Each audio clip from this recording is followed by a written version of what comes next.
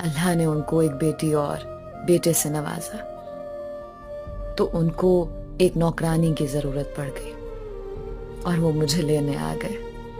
वालिदैन के मना करने के बावजूद मैं उनके साथ जाने के लिए तैयार हो गई।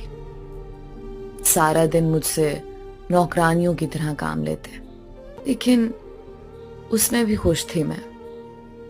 बेशक वो मुझे देखते नहीं थे, मुझसे बात नहीं करते थे, लेकिन मेरी आंखों के सामने तो थे ना। सारा दिन काम करती और सारी रात स्टोर नुमा कमरे में जाग कर गुजार देती। दिन गुजरते रहे और मैं इसी चीज की आदी भी हो गई। मेरे साथ जो कुछ भी हुआ था मैं सब भूल चुकी थी। मेरी आजमाइश तो गुजर चुकी थी, मैं अपनी आजमाइश पर पूरी उतरी थी। एक दिन वो अपनी बीवी बच्चों के